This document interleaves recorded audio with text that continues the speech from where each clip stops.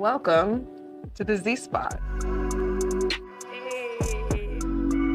I'm Zuri Pryor-Graves, sex therapist, intimacy coordinator, sexologist, and your go-to for all things love, lust, and everything in between. Every other Tuesday, you're invited to come a little closer to where real conversations press against your heart, linger in your mind, and tingle through your body. I'm bringing you guests who keep it honest with just the right hint of spicy. From experts to exes, artists to activists, and lovers to legends. So, thanks for choosing you and swiping right on me. Now settle in, because it's time for us to hit the spot.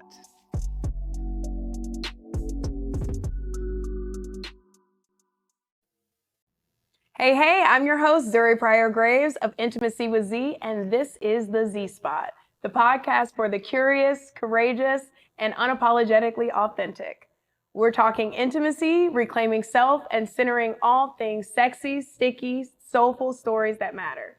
So welcome to the girls, the gays, the theys, and anyone bold enough to ask questions we weren't supposed to ask growing up, and speak the truths we're finally ready to live. On today's show, we're getting into a topic that will spark conversation and maybe some controversy. Before I even introduce it, I want to lay out some ground rules. At the Z Spot, we believe in free speech, but I will not tolerate any kind of cyber harassment or bullying toward any of my guests. The Z Spot is a carefully curated, safe platform for the people I bring on this show to tell their stories. The experiences shared here are not meant to be judged, but respected as these guests' truth, reality, and their personal journey. As a proud member of Delta Sigma Theta Sorority Incorporated, it is an honor to be joined today by two people willing to share this space with me to discuss trans identity within the Black Greek world of the Divine Nine. And for those who may not know, the Divine Nine refers to the 9 historically Black Greek letter organizations that make up the National Panhellenic Council. These fraternities and sororities include Alpha Phi Alpha, Alpha Kappa Alpha, Kappa Alpha Psi, Omega Psi Phi, Delta Sigma Theta, Phi Beta Sigma, Zeta Phi Beta, Sigma Gamma Rho, and Iota Phi Theta. Were founded in between the years 1906 and 1963. They were created to foster community, leadership, scholarship, and service among African Americans during a time where mainstream Greek organizations excluded us. These organizations have rich traditions, deep cultural impact, and generations of alumni who remain active for life. But here's the thing. These traditions were built within a gender binary. Fraternity are for men, sororities are for women, membership structures, rituals, and even language are rooted in that binary. So what does that mean for our trans and non-binary family members? In addition to that question, I'd also like to preface this conversation with some definitions. Binary refers to a cultural and social system that classifies gender into 2 distinct and opposite categories, man and women, often based off of sex assigned at birth. Transgender or trans describes someone whose gender identity is different from the sex they were assigned at birth. This can include people who identify as men or women, as well as those identities that exist outside of the binary. Non-binary is an umbrella term for gender identities that don't fit exclusively into the categories of man or woman. Non-binary people may identify as a mix of genders, as no gender, or in any other way entirely. Even without considering trans identity, the Black Greek world has a long history of discrimination against brothers and sisters who are gay, lesbian, or bisexual. So imagine the additional complexity and sometimes hostility that the trans and non-binary members may face navigating these social structures. So all of that said, I am asking you to approach this episode with empathy. Stay curious, stay open, and be as grateful as I am to welcome 2 powerful voices who are willing to share part of their story on this sensitive and deeply personal topic. So today I'm joined by 2 people I could not imagine having this conversation without. I want to welcome Dr. Van Bailey, who uses they, them pronouns, into the studio. Dr. Bailey is an award-winning educator and trailblazer whose work centers around the LGBTQ plus visibility, mental health, and youth advocacy and intersectionality. They've led offices addressing implicit bias, LGBTQ plus equality and diversity and inclusion. Named to the Out 100 and Business Equality magazine's 40 Under 40, Dr. Bailey's voice has been featured on BuzzFeed, The Griot, Dapper Q, Out Magazine, Hush Puppies, NBC, USA Today, NPR, iHeartRadio, and the Boston Globe. They are dedicated to trans youth advocacy and creating safe spaces where queer and trans people can truly thrive. Dr. Bailey holds a BA in English and Black Studies from Denison University, an MA in Higher Education and Student Affairs from the Ohio State University, and a doctorate in Educational Leadership from California State University, Northridge. We are also virtually joined by my dear friend of over 15 years, E. Lee Dyer IV. Lee's pronouns are he and him. Lee is a nationally recognized inclusion, access, and equity strategist, speaker, and advocate whose work has transformed universities, organizations, and communities. As a Black transgender leader, Lee has built a career breaking barriers, crafting bold inclusion strategies, shaping policy, and amplifying the voices often left unheard. From the boardroom to the main stage, he brings power, purpose, and unapologetic authenticity to every space he enters. He is the co-founder and former executive director of Bonds Organization, a nonprofit created to support transgender men. Lee has been featured on NBC and the Associated Press as an expert on inclusion and equity, and is the highest positioned Black transgender man in academia nationwide. Together, they bring two very different transmasculine perspectives, each with a radically different path through Black Greek life, and each with their own way of finding home. So I would like to thank you all both so much for being here with me. Thank you, but I mean, how are you all feeling? I'm feeling really good. I'm really excited about the conversation. I'm grateful that you thought of me and, my brother Lee over here to even have the conversation. But overall, I'm feeling excited about it. Okay, Yeah. good. And shout outs to Lee. Thank you so much for making this connection. And yeah, so thank you for that. How are you feeling, Lee? I'm feeling good. I think it's a conversation that definitely needs to be had. Agreed. Agreed. So that said, let's jump into it. I think the best way to start is I want to understand more about you all's personal journeys. So you all can take this question kind of in whatever direction it feels right for you. But I know that both of you walked powerful and very personal paths when it's come to the Divine Nine organizations. I'd love if each of you could share a little bit about that story and kind of how you came into your Greek affiliation. And what drew you in to those organizations at that moment in your life. And feel free to disclose the organizations or keep them to yourself. Yeah, I have no problem disclosing. It's on my Instagram page, all that good stuff. So I am, and I still consider myself a proud member of Sigma Gamma Rho Sorority Incorporated. I actually, crossed in 2002, became a member, initiated as a member Sigma Gamma Rho Sorority Incorporated back in 2002 at Denison University. At the time, it was a colony, but it later was chartered as a chapter of Tau Iota in 2016. And for me, back in 2002, I definitely was still identifying as a lesbian, always presented very masculine. And I was highly interested in Greek life. I went to all the informationals that I could to learn more. And really the only organization that felt authentically cool with me being exactly who I was SGRO. And that's just real. My prophytes did not bat an eye at the fact that I was a masculine presenting person. There were some folks who had some issues with that, and I wasn't going to shift how I was presenting. My GPA spoke for itself. Let's go. The community service was there. I was, at the time in leadership at the Black Student Union and did a lot of things. I went to a PWI. Denison University is a small university. It's about 2,400 folks. And it's about 60% Greek, including the white folks. So Greek life was a really important thing for the social life there. And SGRO for me was an organization that not only didn't bat an eye with my sexuality, I felt very aligned with the mission of the organization as being someone who went to a PWI in the Midwest, right? SGRO was founded at Butler University, which is in Indiana. I was going to school in Ohio. And I just really resonated with the fact that there were 7 school teachers in the 1920s who said, F you to the system, and created their own organization. And they were 7 school teachers, and I was in education at the time, still am. And it just felt right for me.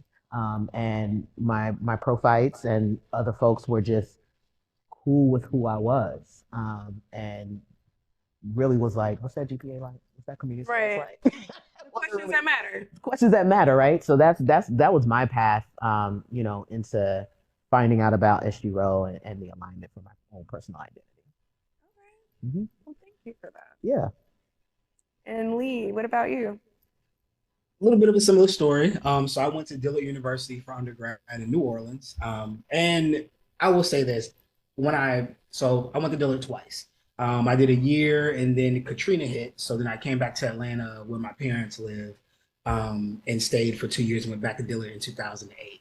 So being Greek was always something I knew was going to be a pathway to me. And in my freshman year, we still laugh about this, my classmates. So my freshman year at Dillard, the AKAs had been put off the yard for like 10 years for a hazing incident.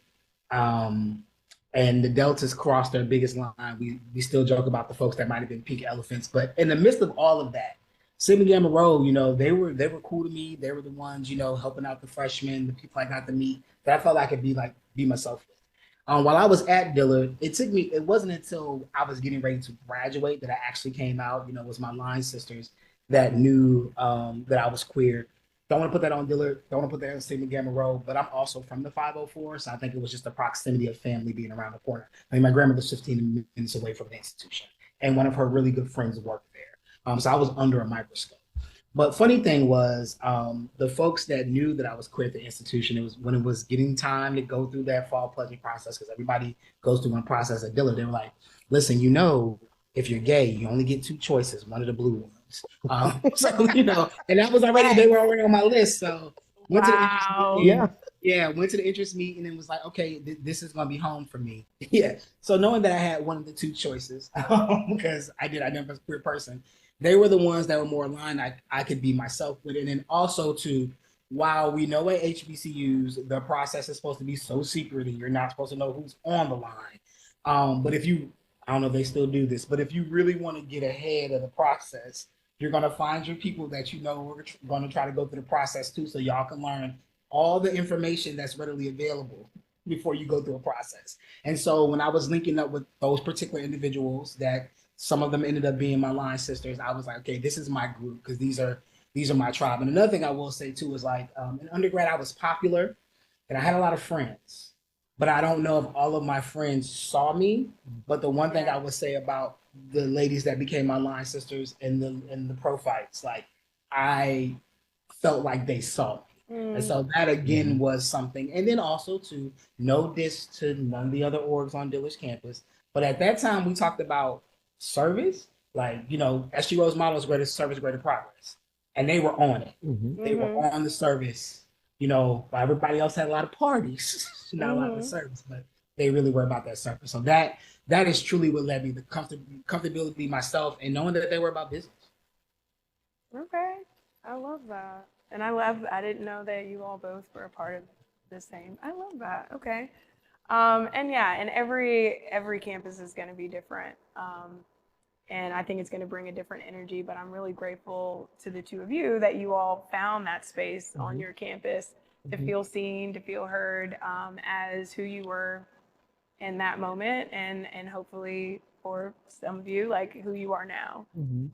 So that being said, I would love to know more about, because, okay, let me back up and be a little bit more vulnerable, turn this on me. I know that as a queer woman, and I mentioned this in the opening, I, even in that, didn't always feel like I had space. And I don't know that I ever asked for it. And like Lee, like you said, it's I don't want to put anything on my profiles or any of my organizations.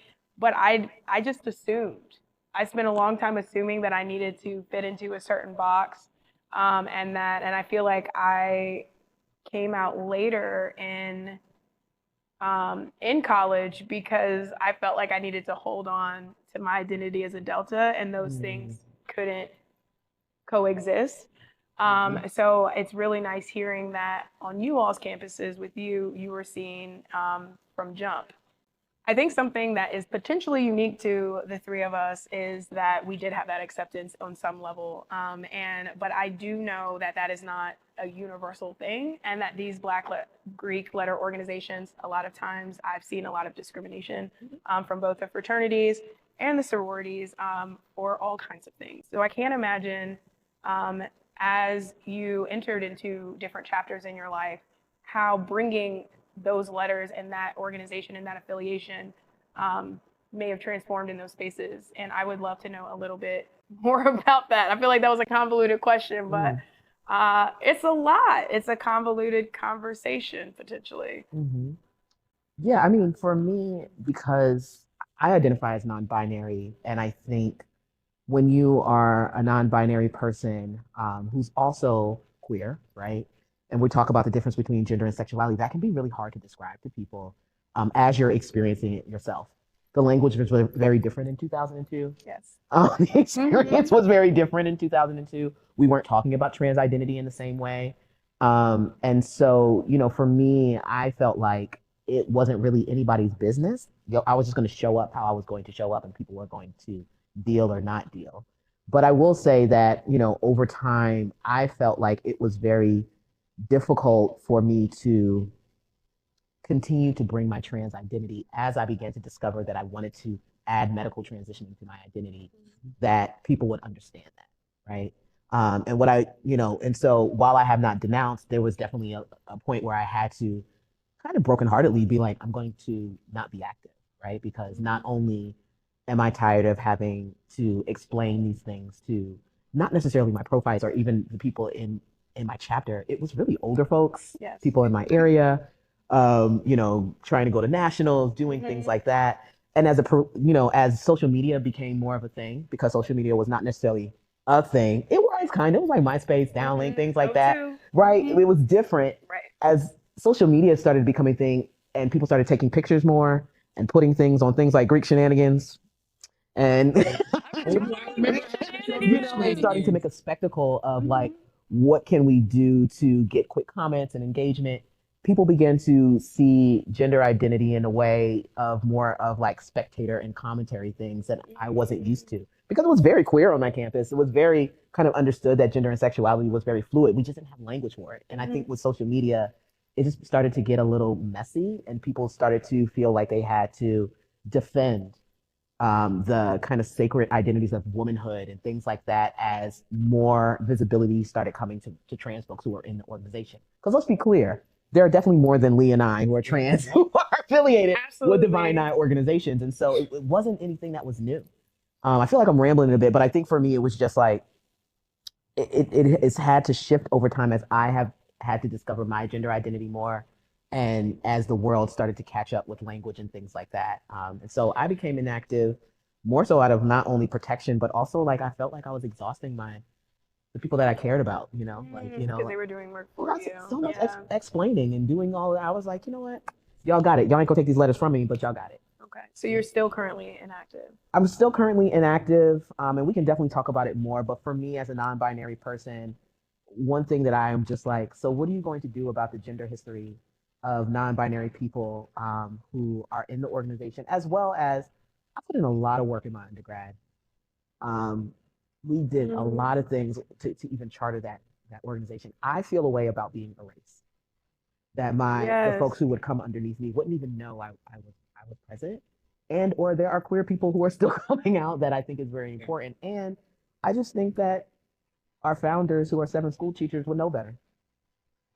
So in terms of like, get with the times, let's have a conversation about kind of the nuance of gender identity for those who do still have some alignment with their womanhood. Other folks might not, right? But me as a non-binary person who sees themselves on the spectrum that tends to lean more towards womanhood than manhood. I don't know what it's like to be cis. I don't have a desire to be cis. I don't even sometimes like to be seen as quote unquote a man. I want to be seen as something other, and I want to confuse people often. But I think it's like, for me, it's really important that people have a little bit more of a nuance when it comes to gender identity. And I think there's a lot to learn from trans masculine people who are in these organizations, because they can teach you a lot about sexism and misogyny and things like that around how we understand what it means to be a woman and or a man in different ways. Mm-hmm. I'll stop there, but I do think that for me, it's just shifted over time. Yeah. Because identity shifts, right? Absolutely. Sorry, No, please don't apologize. No, I heard so much in what you said, and I really appreciate you sharing all of that. Mm-hmm. I'm just thinking about, as someone who is not of trans experience, like, I hate when people are like, well, so what can I do?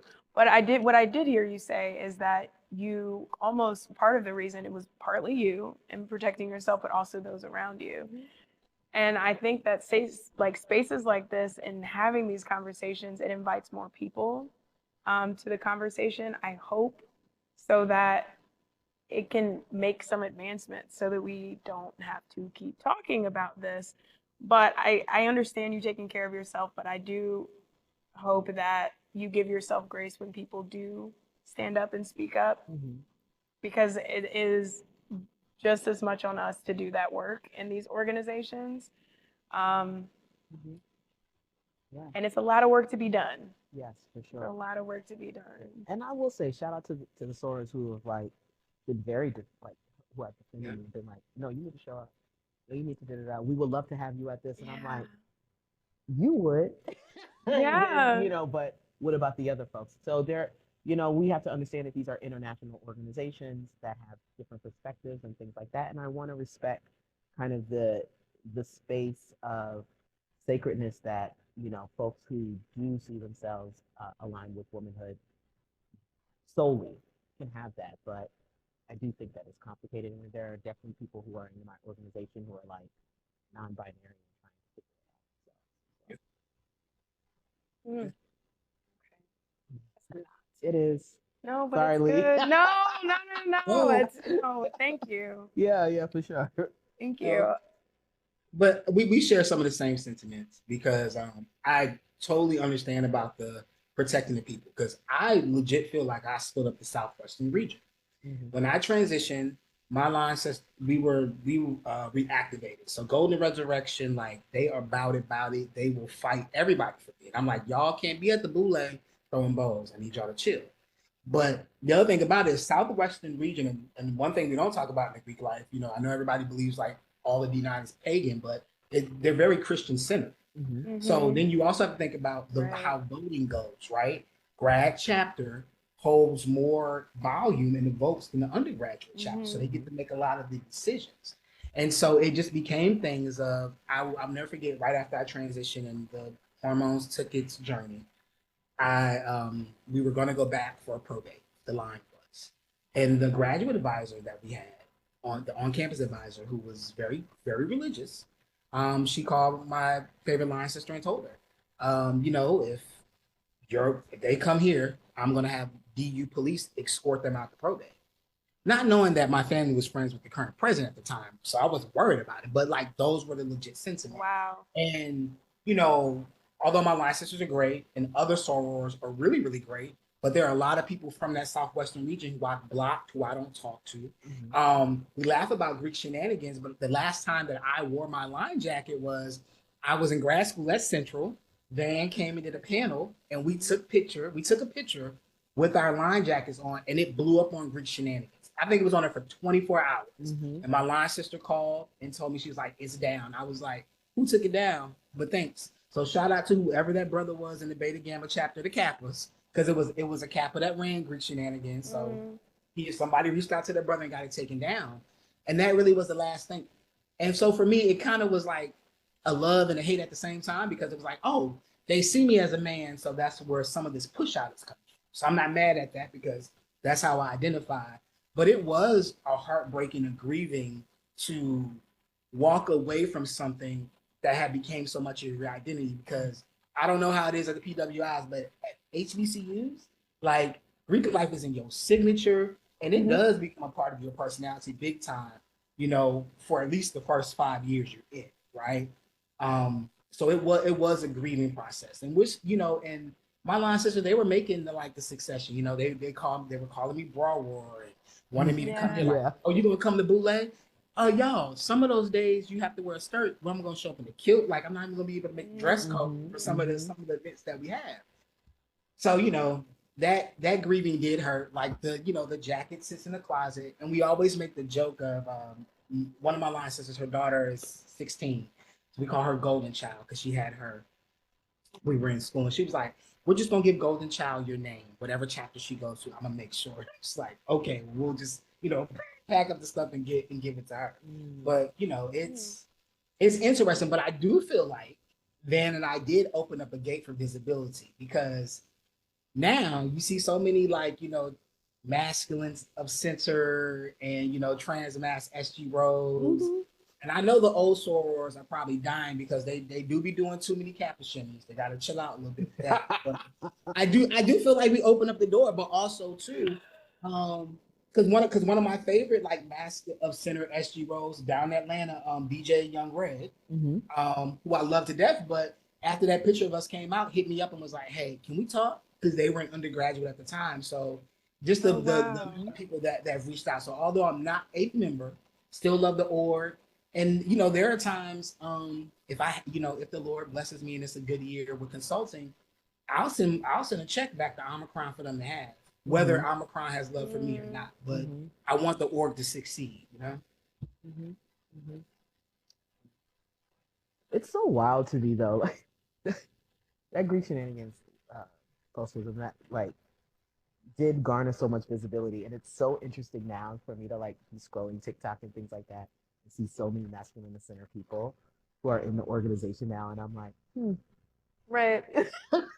Fascinating, And when was that? It's like even if they do still align with womanhood, I do think that there is just something for us to just have more nuanced conversations around gender and gender expression and what that means in our Greek organization, right? Because y'all don't have no problem when it brings so much visibility to the organization in a positive way or not, but I don't see people batting an eye anymore.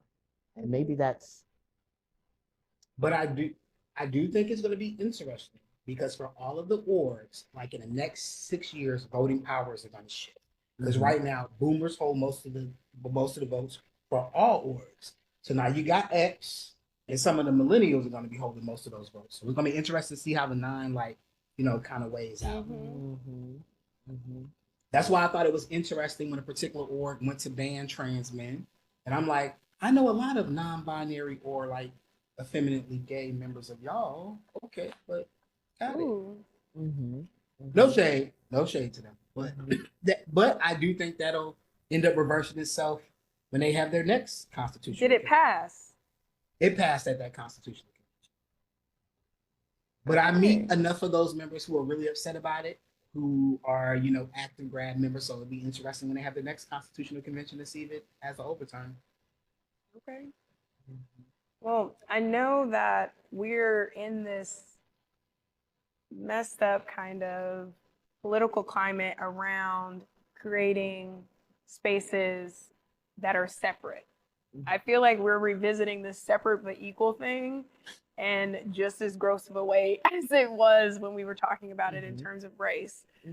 So I know that with sports, for instance, people saying, oh, well, trans folks can't compete in either, and a lot of folks are dismissing their existence. And then there's a whole sector of people who feel very awake, who are like, well, let's just give them their own, their own space to do sports.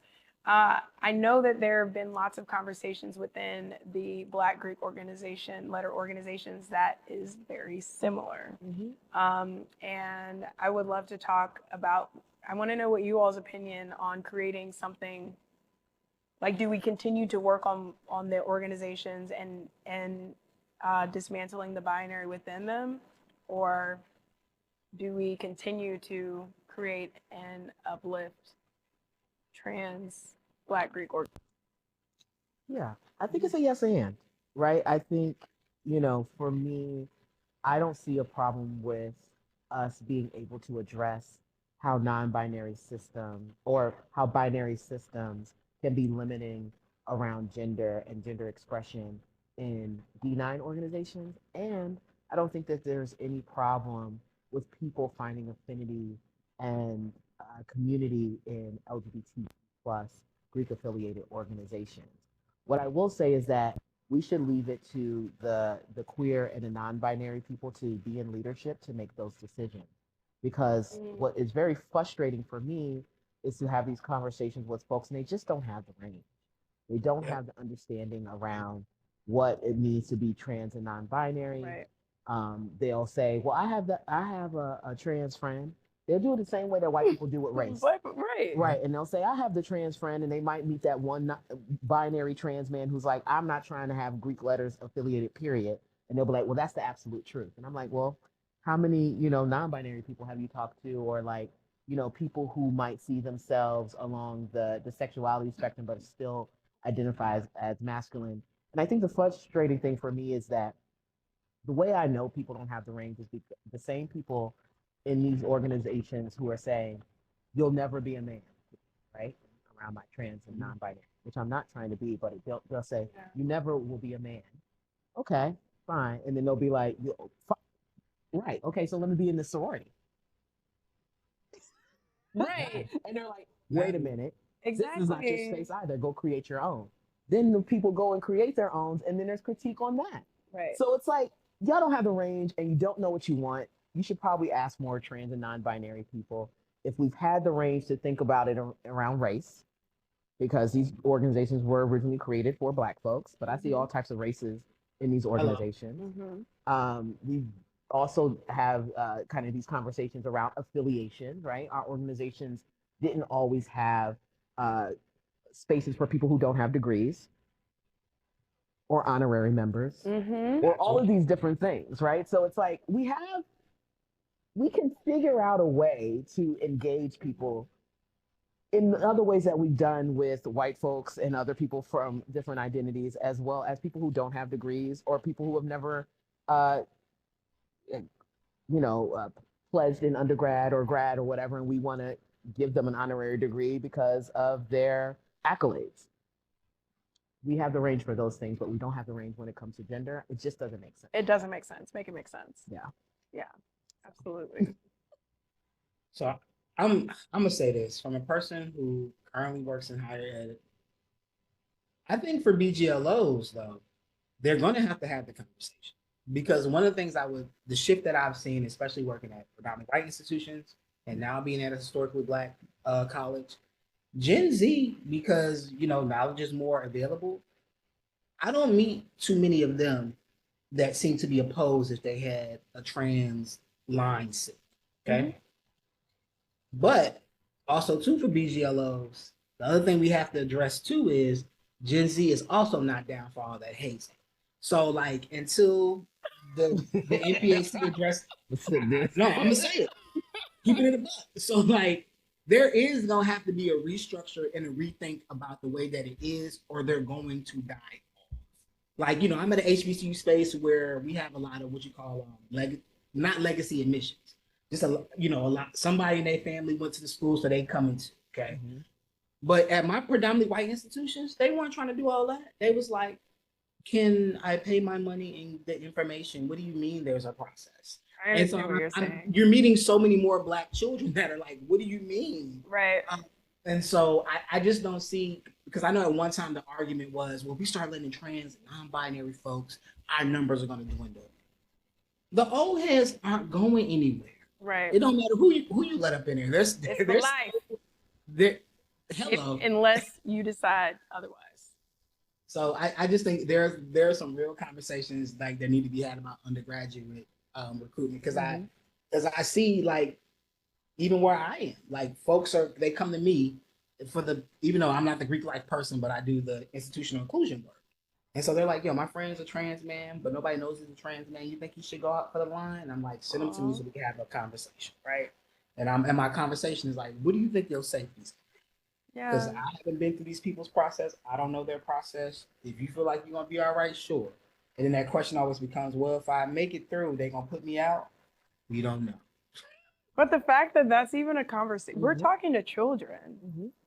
You know, it's just, I don't know. It's just, to me, it's just very sad. But I do know that there have been organizations that have been created that are Black Greek letter organizations for trans folks. Actually, we're both in the same org. So Oh, you are? Yeah. yeah. So just to And we know, have How two do we- and we have okay. two different paths on how we got there. we're part of Alpha Omega Kappa. It was created in 2012 as a place for trans men, but Alpha Omega Kappa is a part of a, I guess you could say like a LGBTQ MPHC. It's called Tau Kappa Phi, and it houses 5 organizations. So that's Kappa Psi Kappa, that was originally created for gay men. Phi Nu Kappa, that was originally created for feminine lesbian identified women. A Psi Kappa, that was created for lesbian of masculine center. And then AQK for the trans men, and then Kappa Iota Sigma for transgender women. So the 5 of us were constitutionally bound, and Wow. we have something for everybody. Yeah. And my journey to that really was because Dr. Bailey never gives himself like enough of credit. So I'm gonna just give the quick soundbite of that. So for many trans men who were not in the ballroom, who weren't in the houses, who weren't like in a lot of the other like Black Greek life stuff that were in academia, he was it. I know people think it was Teak Milan. No, and this is no disrespect to Teak Milan. I love him too, but like he was it. The Dapper Q, the inaugural director of Harvest LGBTQ Center, like we were watching and seeing the things that he was in. And so he had came down to Central to do an event for the LGBTQ Center. And he asked me straight up, he said, brother, you thought about coming over to AQK? And I'm like, what is that? So he told me about it. And then sure enough, I ended up on the line the next year and because at that time, like I didn't really have any trans friends like talking about, but got to be a part of a really great in the line and got to make some really great brothers who were my BFFs. There's like 3 of them that were on the phone every day, all day. Like we don't have jobs. So No, I love that. And also, I think I'm thinking about it. You were talking about 5, and I was like, it's kind of like Divine 5. But but no, even more than that, the ability to be in more than one organization. Because I know within the Divine 9, that is not a thing that you can do. Well, I'm in a business fraternity, but that's different. So how do you feel like, well, now I know that you're not currently active, but how have those experiences with, and I'll ask this to both of you, differed from your experience with your sisters of Sigma Gamma Rho and your experience in this organization? Yeah. So for me, my journey to LGBTQ Greek life was really after I experienced some pretty deliberate, what I felt like was rejection regarding my queer identity around 2005, 2006, right? And I originally joined Alpha Psi Kappa as being kind of somebody that was seen, like I identified more as a stud at the time, soft stud. I don't know. The language, AG, Dom, whatever, right? Like that's how I was identifying. And, the conversation during the time was, well, y'all need to go figure out, y'all need to find your own. So I was like, that's the messaging. I'm gonna go find my own. Okay. Because I made a choice to be inactive, and that's when I found this organization. And the same conversation was happening around trans identity, even within Tau Kappa Phi at the time, because the trans organizations weren't founded yet. So go back again. This is this organization was founded in 2012. I came into Tau Kappa Phi around 2006. So it was like, what are we going to do with these trans members? Right? It was still the same conversation. So othering. And so, thank goodness eventually, AQK was founded, and it, made sense for trans men and trans masculine folks to be in that. But it's just constant trying to figure out where do people go, right? And so that's why I'm just like, I do think that there is benefit for people having their own spaces, but I still do think we have to have more of in-depth conversations around gender because it's always going to be some level of othering. There's even othering that happens within the trans community. Right, that's what I was We're just non-binary thinking. people should Right, go. I was like, where are we drawing the line? There is none. Yeah. Yeah. And that gets, And I mean, that goes back to, What were you about to say, Lee? I was like, and those lines are hard. Yeah, They're they hard are. because even in amongst like trans men, the trans masculine community as a spectrum, there's a big conversation about what's trans mass and what's a trans man. Mm-hmm. And I'll be 40 next year. At this point, I'm just like, listen, I'm living. I'm Lee Dyer, so whatever basket y'all put me in, I'm fine. Mm-hmm. that's fair. Mm-hmm. Yeah, that's fair. And I think that like something that I hadn't thought about that I probably should have thought about is when you were naming the other organizations, thinking about trans women. Mm-hmm. And I feel like that is not something I'm thinking about divine non-Greek organizations and just I'm not often in the space anymore, if I'm honest. But is that something, I know we're speaking to your own experience, but do you feel comfortable saying, have you seen any of those folks who identify in that way being a part of either being a part of fraternities or joining sororities? Yeah, and what I would say, because of how misogyny and sexism works, I feel like the lines are even harder Mm-hmm. when it comes to talking about trans women and maybe those who might have transitioned from being in a fraternity and now they identify as women, or maybe they've always identified as women, however they might identify. But I think, and I've met trans women who have denounced their Greek affiliation with fraternities and really out of safety. Mm-hmm. Yes. Because people don't even want to have the conversation about gay men in fraternities. I was on some forum and people were swearing up and down that there was no gay people in their fraternity, and I was like, well, let's go on these apps. Right.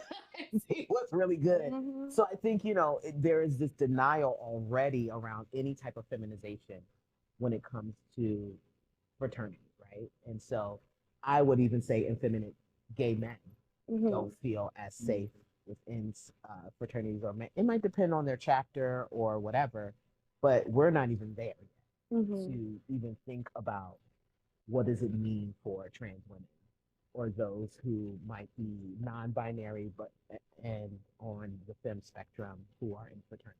We're not even there yet. Right. So people can't even accept that they have gay cis members. Mm-hmm.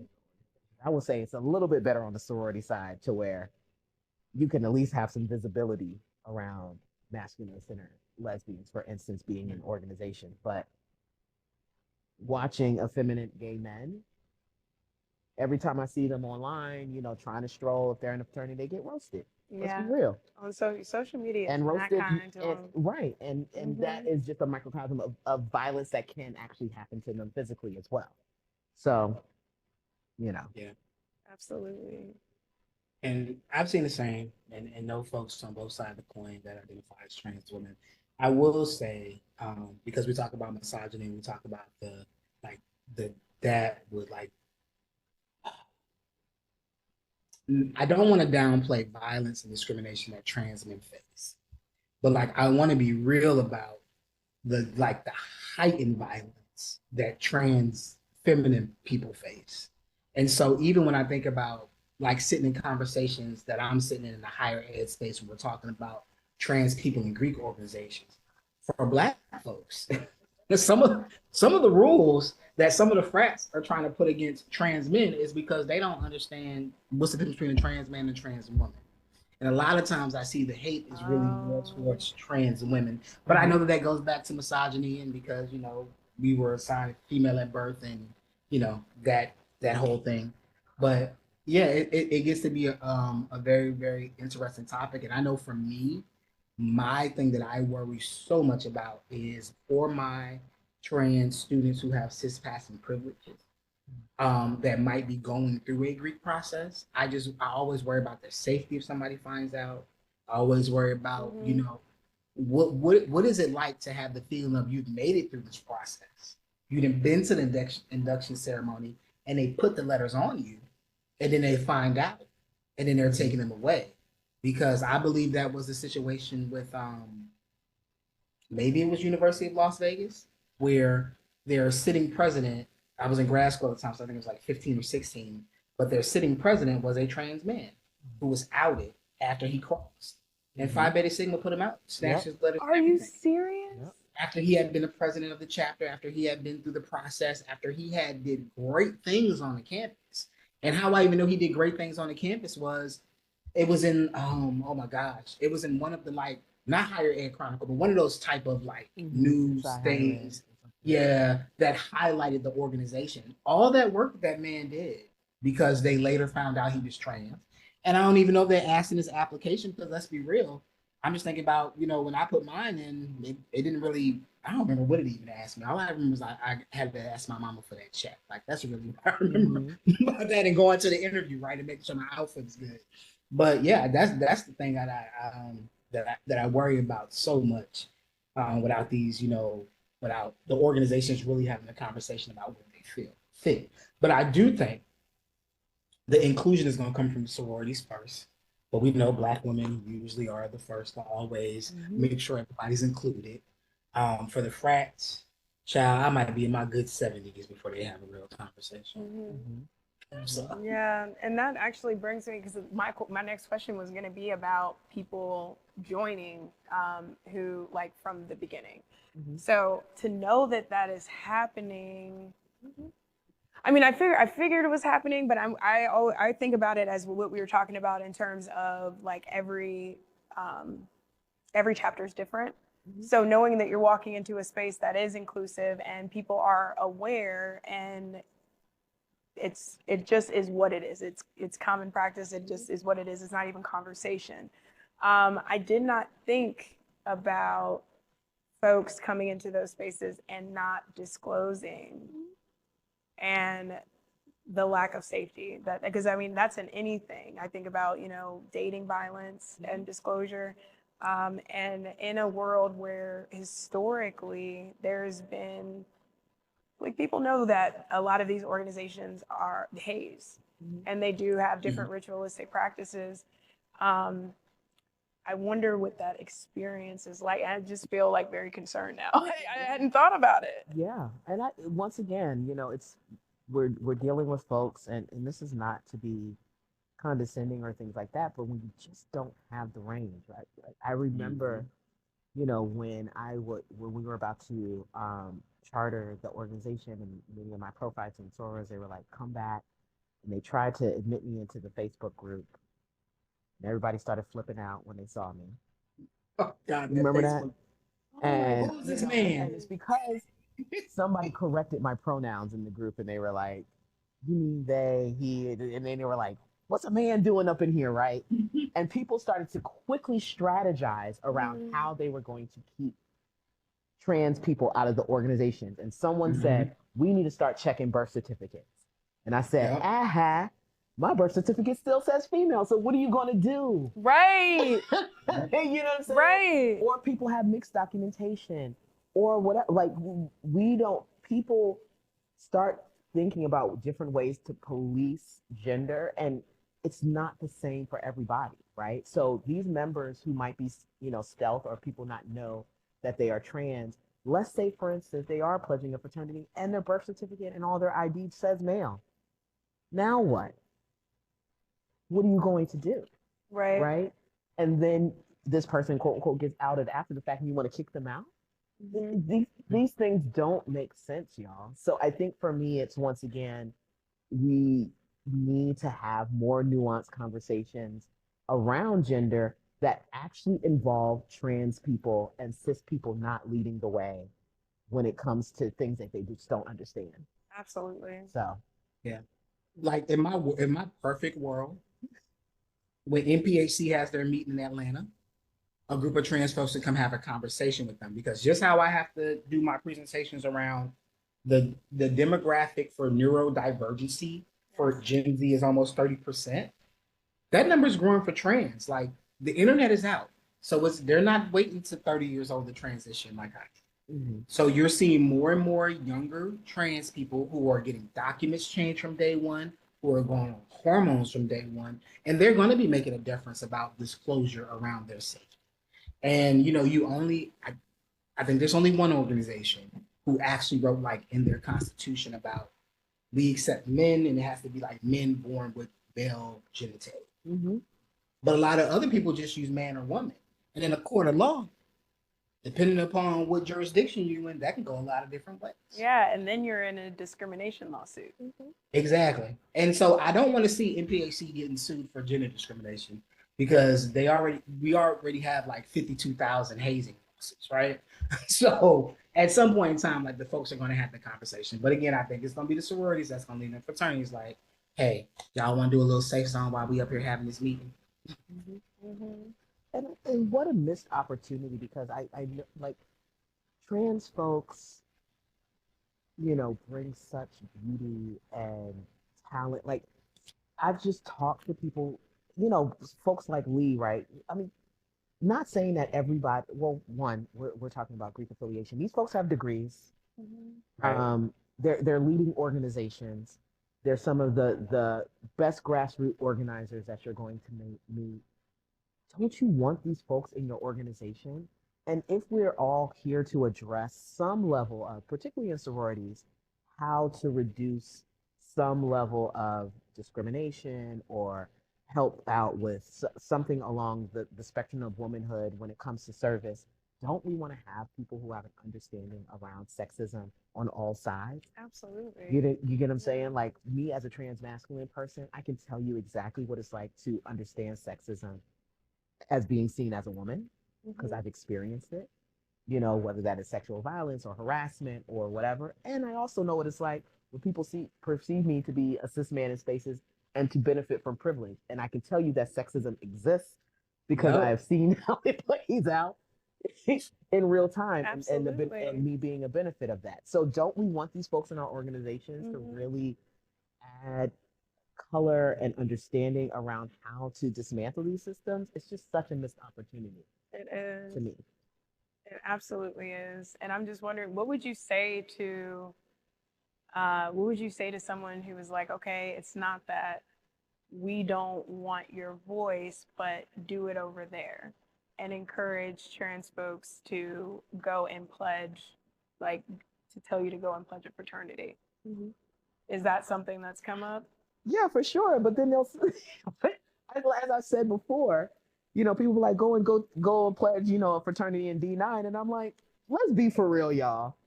Like, y'all say that until these are the same folks who are telling me that I'm not a man, or telling some of my brothers who do see themselves as non-binary that they're not men. So they're not ready for that either. Mm-hmm. So it's like, until we for real have a conversation about what's really going on, that don't mean that for real. Right. I'm also being facetious. No. I know it's sort of a rhetorical question, but it's important to talk about. I'm sure you've heard it and everything like that. It's like people will be like, go over there to the fraternity. Don't you want to pledge a fraternity? And I'm like, be for real, y'all. They say the same thing over there that they don't want us. Right. And you only got two options now. One of the 1911s. And that's, and no telling what, and everybody just had claim, so we don't know what just came out of claim yet. So it might not even be an option. So let's, be for real, y'all. Right. Like, people say that, and then people will go over there and be like, no, you can't be over here either. Or then they go and join an LGBTQ org, and they're like, now they biting. They doing too much. It's like, y'all don't know what you want. So can't we just all figure this out? Right.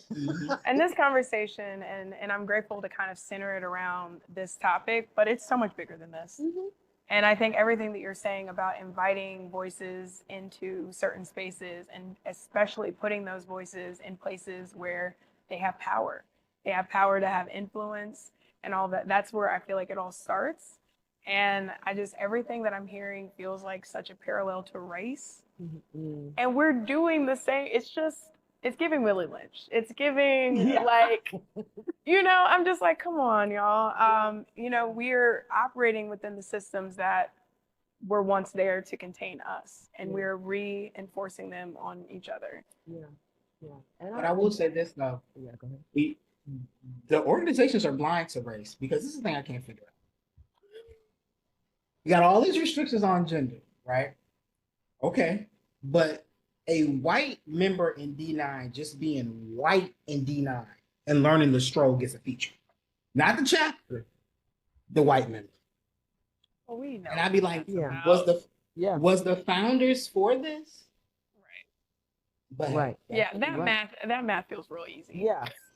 And the thing that's so funny to me also when people start talking about the founders, I'm like, y'all making a lot of assumptions whether these folks were queer or not.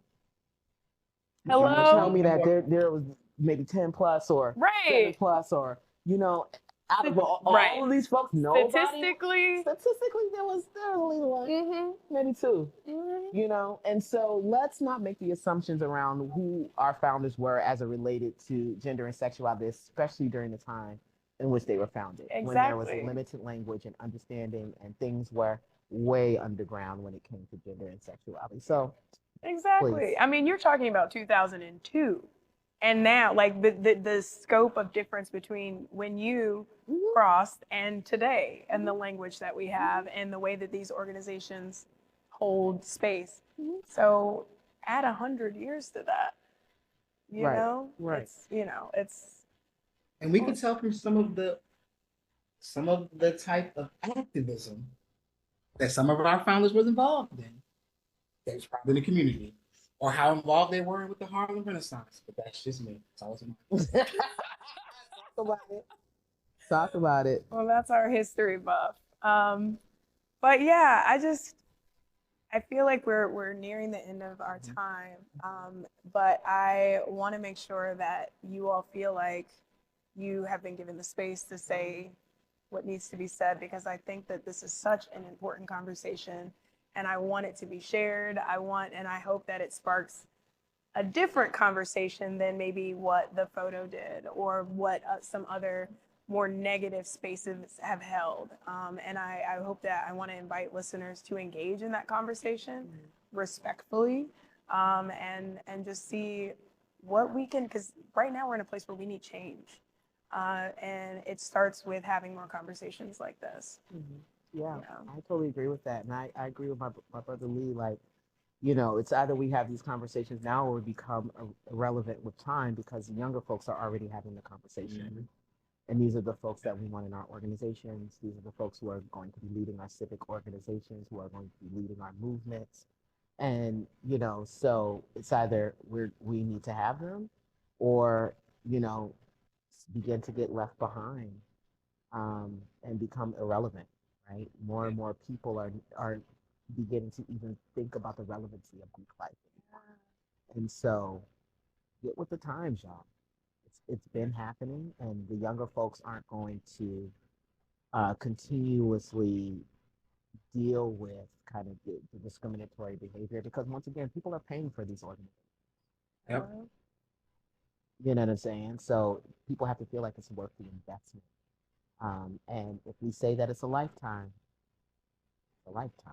It's a lifetime. People's bodies change, things happen, people shift and move over time. And that includes people's genders and sexuality as well.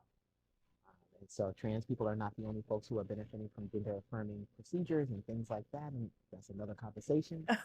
But I think it's like we have to really get with the times in terms of understanding that trans people have been here and they're going to continue to be here.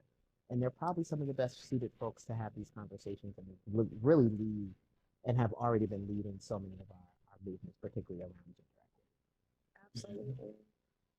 And something else I'd like to add is, and this is not meant to be, because I feel like I should have said this before, but something that you said that's really stuck with me is that feeling of erasure. And that's just, that's such a powerful sentiment. And you are, like just now you were talking about money and investment, but people don't understand the investment that we make into these organizations. And I can't imagine the grief that both of you all have probably experienced in feeling that disconnect from these organizations and that erasure. So just wanted to say that. And I can't say I'm sorry, but I am sorry that it is something that you've experienced. And I hope that it's not over. You know, it's not over. But I hope that you can get to a place where you feel the need and you feel like you have the safe space to be active if that's something you choose to do. I appreciate that. And I know for me, just to close it out, give 2 plugs for my young folks, my young trans folks that are on somebody's campus, thinking about going through a D9 process. Whoever is a safe space on your campus, go talk to them first. If they're not a member, let them go do the homework to find out the information for you, but have all the information you need before you put yourselves out there. Because you should have all the facts before, you know, making that decision around disclosure, non-disclosure, or however you're going to do it.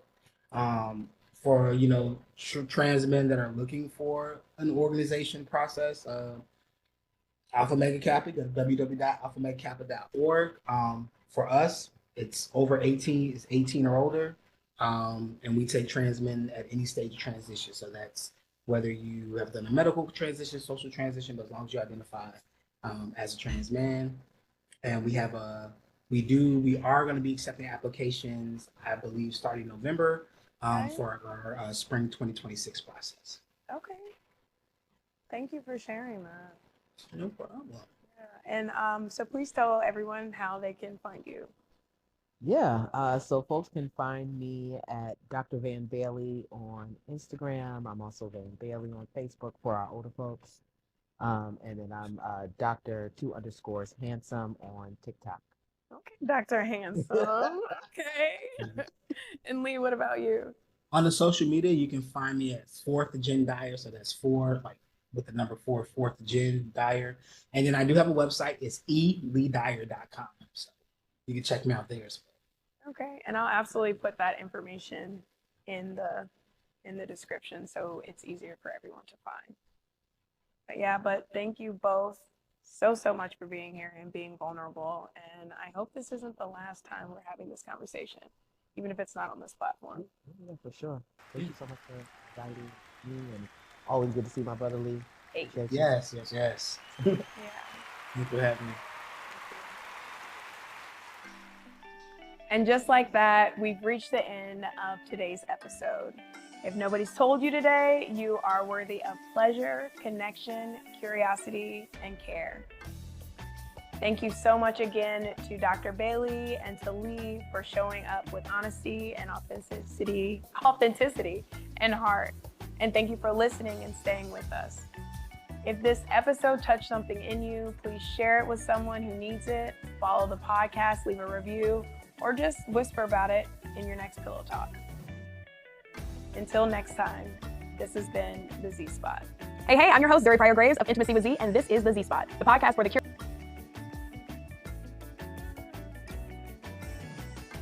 The Z Spot would like to thank our water sponsor, Zinni Water. It's based right here in Atlanta. Zinni is the first and only Black-owned alkaline bottled water company in the United States. Their Zinni Gold and Silver waters are pH balanced, purified, and packed with electrolytes and minerals that hydrate your body the right way. And here's the best part. For 10% off your order at zinniwaters.com, just use the promo code TheZSpot so you can taste the difference for yourself. Support a Black-owned business, hydrate better, and feel good about what's in your glass. That's Zinni Water.